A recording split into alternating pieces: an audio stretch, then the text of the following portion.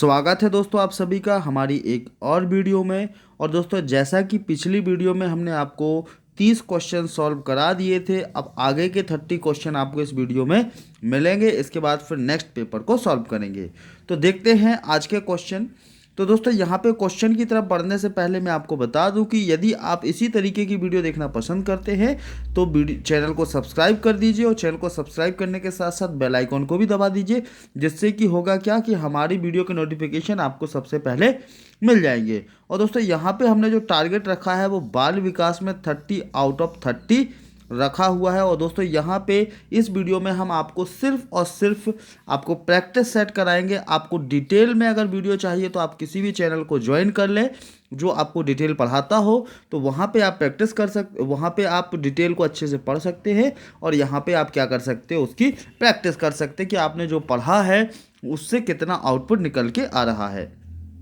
तो आज की वीडियो का जो पहला क्वेश्चन है वो ये है कि खेलों द्वारा सामाजिकता विकसित होती है क्योंकि, यानी खेलों के माध्यम से जो सामाजिकता का विकास होता है बालक के अंदर, उसके होने का रीज़न क्या है। तो देखो रीज़न सबसे बड़ा यही है कि बालक समूह में खेलता है जिससे सामाजिकता का क्या होता है, विकास होता है। तो यहाँ पे सही आंसर हो जाएगा ऑप्शन नंबर सी। फिर नेक्स्ट क्वेश्चन है, विकास के अधिगम सिद्धांत को प्रतिपादित किया है। तो देखो दोस्तों विकास का सिद्धांत कौन सा, अधिगम का सिद्धांत, यानी विकास के अधिगम का सिद्धांत जो प्रतिपादित किया था वो किसने किया था, तो ये किया था रॉबर्ट रिचर्डसन सीयर्स के द्वारा किया गया था। फिर है किशोरावस्था की विशेषताओं में शामिल नहीं है। आपको बताना है कि किशोरावस्था की विशेषताओं में शामिल नहीं है। तो दोस्तों जो किशोरावस्था की विशेषताओं में शामिल नहीं है वो नहीं है आपकी संचय की प्रवृत्ति। संचय की प्रवृत्ति यानी संचय मतलब होता है चीज़ों को जोड़ के रखना। क्या करना, जोड़ कर रखना, चीज़ों को जोड़कर रखना।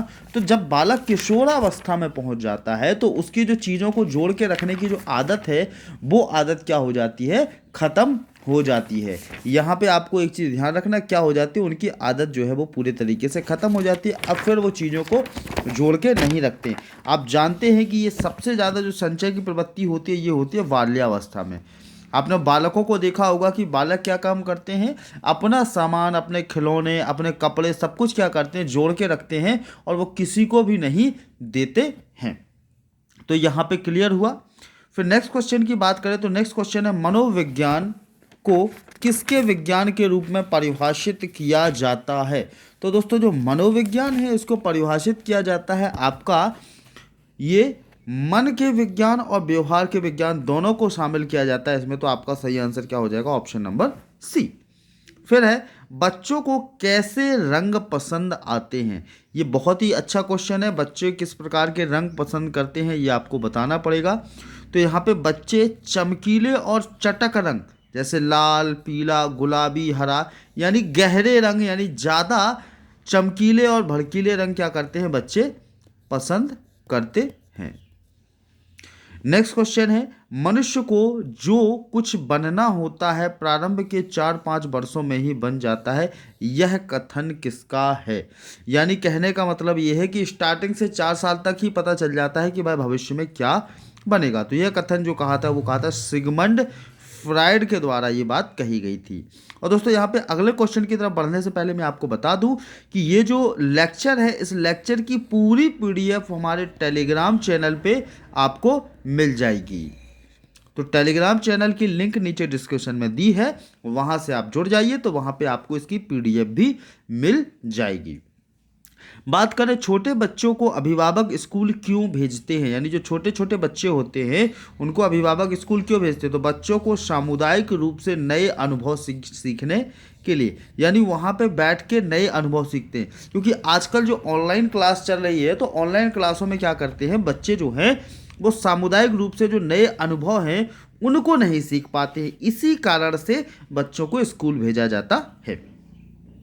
नेक्स्ट है, बच्चे किसके सानिध्य में बेहतर सीखते हैं, टीवी देखकर, दादा दादी के दुलार पाकर, मम्मी पापा की डांट खाकर, स्कूल में शिक्षक के पास, अपने समूह में रहकर। तो यहाँ पे आपको बताना है कि जो बच्चे हैं वो सबसे अच्छा सीखते हैं। देखो टीवी से भी सीखते हैं कुछ ना कुछ, दादा दादी से भी सीखते हैं और मम्मी पापा से भी सीखते हैं, लेकिन सबसे बेहतर सीखने की बात करें तो सबसे बेहतर जो सीखते हैं बच्चे वो स्कूल के पास या शिक्षक के पास समूह में रहकर ज़्यादा चीज़ें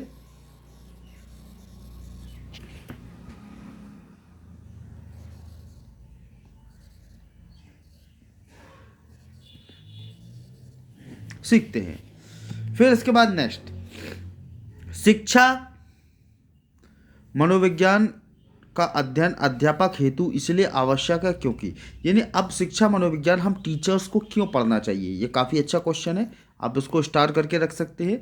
यानी हम टीचर्स को क्यों आवश्यक है ये, तो देखिए हमारे लिए आवश्यक होने का सबसे बड़ा रीज़न ये है कि इसकी सहायता से हम क्या कर सकते हैं, अपने शिक्षण को अधिक प्रभावशाली यानी अधिक बेहतर कर सकते हैं। यानी आप शिक्षा तो कर रहे हैं, पढ़ा तो रहे हैं, लेकिन उस पढ़ाने के तरीके को और भी अच्छा कर सकते हैं आप किसके माध्यम से, शिक्षा मनोविज्ञान के माध्यम से।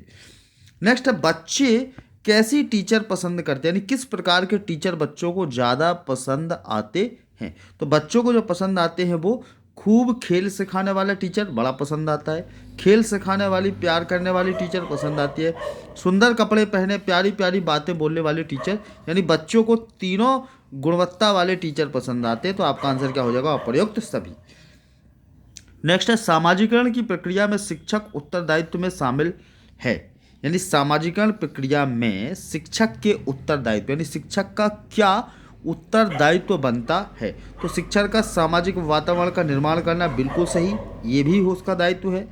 सामूहिक कार्यों को प्रोत्साहन देना ये भी शामिल है, सांस्कृतिक कार्यों को प्रोत्साहन करना ये भी शामिल है, उपरोक्त सभी। तो आपका आंसर क्या हो जाएगा, उपरोक्त सभी।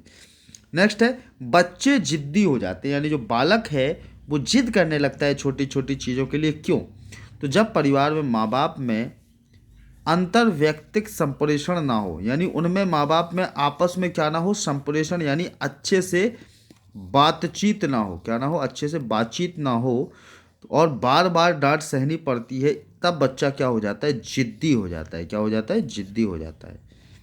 नेक्स्ट है, बालिकाओं का भाषिक विकास बालकों से उच्च रहता है, यानी बालिकाएं जो हैं वो बालकों से ज़्यादा तेजी से भाषाई विकास यानी भाषाई जो भाषात्मक विकास होता है, यानी भाषा से रिलेटेड जो विकास होता है वो बालिकाओं में बालकों से ज़्यादा तेज होता है। अब किस उम्र में होता है, तो ये होता है बाल्यावस्था में। बाल्यावस्था में लड़कियां लड़कों की अपेक्षा ज़्यादा तेजी से क्या करती हैं, भाषा को सीखती हैं। फिर अब बच्चों के बौद्धिक विकास में सबसे महत्वपूर्ण कारक है, बच्चों के बौद्धिक विकास की बात चल रही है, सबसे महत्वपूर्ण कारक क्या है, तो दोस्तों यहाँ पे इनके बौद्धिक विकास का सबसे महत्वपूर्ण कारक है सामाजिक परिवेश एवं परिवार में प्राप्त अनुभव। यही चीज़ें हैं जो उनके अंदर बुद्धि का विकास करती हैं, यानी सामाजिक परिवेश कैसा है, परिवार में किस प्रकार से उसका लालन पोषण हो रहा है, तो ये बताते हैं कि उसका बौद्धिक विकास कैसे होगा, ये सबसे महत्वपूर्ण कारक है। फिर है, मौखिक प्रतिवेदन तैयार किया जाता है।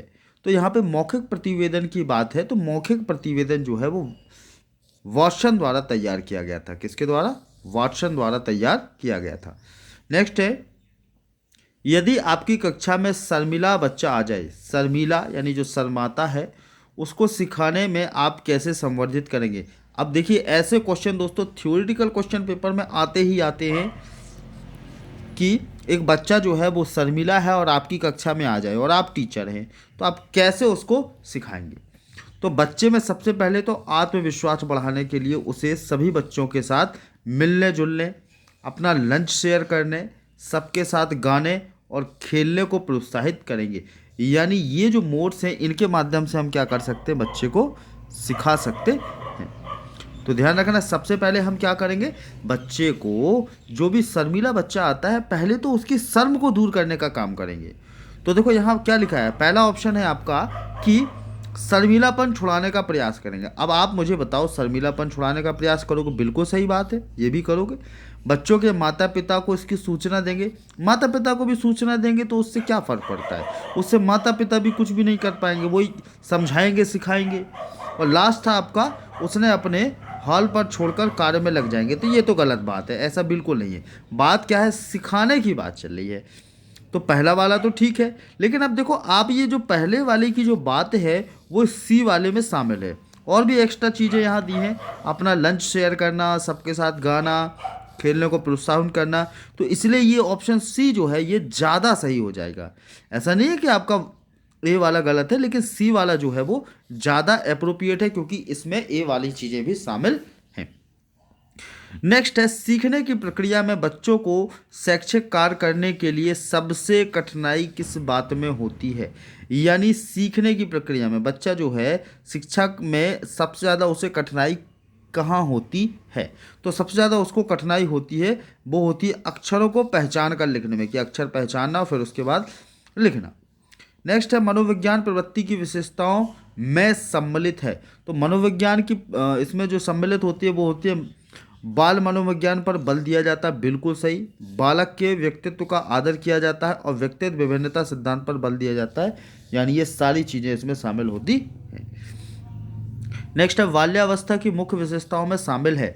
तो दोस्तों जो बाल्यावस्था की मुख्य विशेषता है उसमें शामिल है आपका उपयुक्त सभी चीज़ें शामिल हो जाएंगी।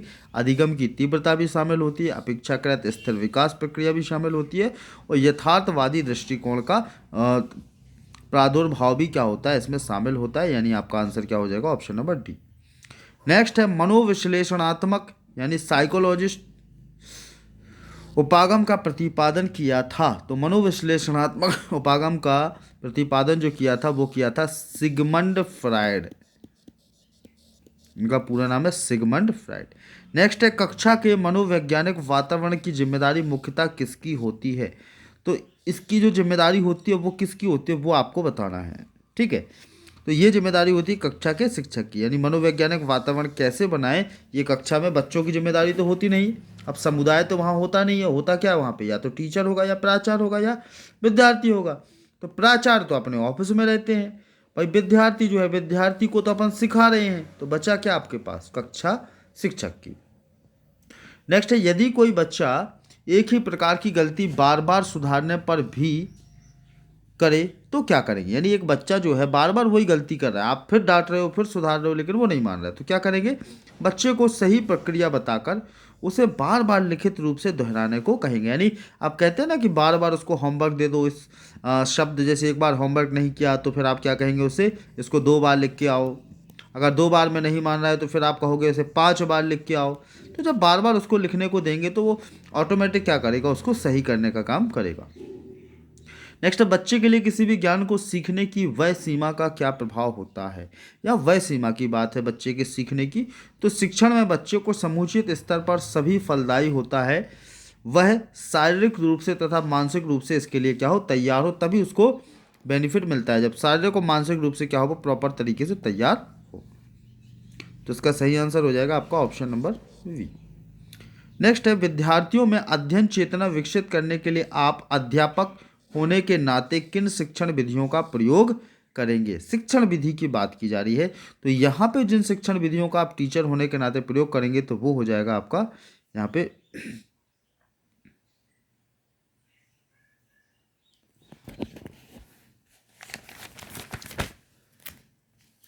तो यहाँ पे जो शिक्षण विधियों का प्रयोग करेंगे वो आप पहली कक्षा में वातावरण की व्यवस्था एक विमामी रूप से स्थापित करेंगे। दूसरा, विद्यार्थी में हमें अच्छे बुरे सामान्य ऊपर और सामान्य से निम्न का लेवल नहीं देना चाहिए, यानी उसको हमें कम का लेवल नहीं देना चाहिए, जो उसका लेवल है उस लेवल से ऊपर की बात करनी चाहिए। तो ये दोनों ही चीज़ें इसमें शामिल हो जाएंगी। यहाँ पे ऑप्शन नहीं दिख रहे हैं तो आप इस क्वेश्चन को थोड़ा देख लीजिए। नेक्स्ट, व्यवहारवाद की स्थापना किसने की थी। तो दोस्तों जो व्यवहारवाद की स्थापना की थी ये की थी हमारे वाटसन के द्वारा की गई थी, तो इसका सही आंसर हो जाएगा वाटसन। नेक्स्ट है, मनोवैज्ञानिक जिसने बालकों के साथ फोबिया पर कार्य किया, ध्यान रखना फोबिया, तो फोबिया पर कार्य करने वाले मनोवैज्ञानिक कौन थे, तो वो थे आपके कौन, वाटसन। वाटसन ने इस पे काम किया था। तो दोस्तों यहाँ पे आपके इस जो एग्ज़ाम पेपर है इसके सारे क्वेश्चन आपके सॉल्व हो गए हैं, प्रैक्टिस सेट है। मैं नेक्स्ट प्रैक्टिस सेट आपको जल्द ही लेके आऊँगा और अगला प्रैक्टिस सेट भी इसी तरीके से लगाएंगे। और दोस्तों मैं आपको बिल्कुल ये नहीं कहता हूँ कि आप इस प्रैक्टिस सेट को लगाने के बाद पूरा पेपर सॉल्व कर देंगे, क्योंकि दोस्तों यहाँ पे सारी चीज़ें एक्सपेक्टेशन पे चलती हैं। क्योंकि दोस्तों आप सभी जानते हैं कि जो संविदा वर्ग 3 का जो एग्ज़ाम है वो बहुत समय से नहीं हुआ है, तो उसका जो पैटर्न है उसको समझ पाना थोड़ा सा मुश्किल है। तो अभी कोई पैटर्न नहीं पता है, तो इसलिए मैं आपसे कहता हूँ कि आप यहाँ पे मेरे इस चैनल पे आप पेपर्स को लगाइए। इसके बाद आपके पास कोई अगर बुक है तो आप उस बुक को रीड कीजिए, लेकिन बुक रीड करते समय आपके पास सिलेबस होना चाहिए। अगर आपके पास सिलेबस नहीं है तो फिर आप अच्छे से तैयारी नहीं कर सकते। सिलेबस से होगा क्या कि आपको पता चलेगा कि आपको किस एरिया तक पढ़ना है। तो दोस्तों आपको अगर हमारी वीडियो अच्छी लगी है तो वीडियो को लाइक कर दीजिए, और वीडियो को लाइक करने के साथ साथ अगर आप हमारे चैनल पर नए मेहमान हैं तो चैनल को सब्सक्राइब कर दीजिए। और देखना ना भूलिए, शाम को आपको मैथ की वीडियो भी मिल जाएगी जो कि बहुत ही इम्पॉर्टेंट होने वाली है। और मैथ की वीडियो में मैं आपको आज की डेट में बताऊंगा 2D और 3D, जितने भी आपके 2D और 3D डायग्राम हैं उनके फॉर्मूले हैं उनके बारे में बात करेंगे, क्योंकि सिलेबस में सीधा टॉपिक है 2D और 3D आकृतियों की क्या करना, पहचान करना, उनके नाम।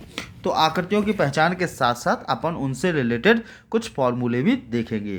तो जय हिंद दोस्तों, थैंक यू।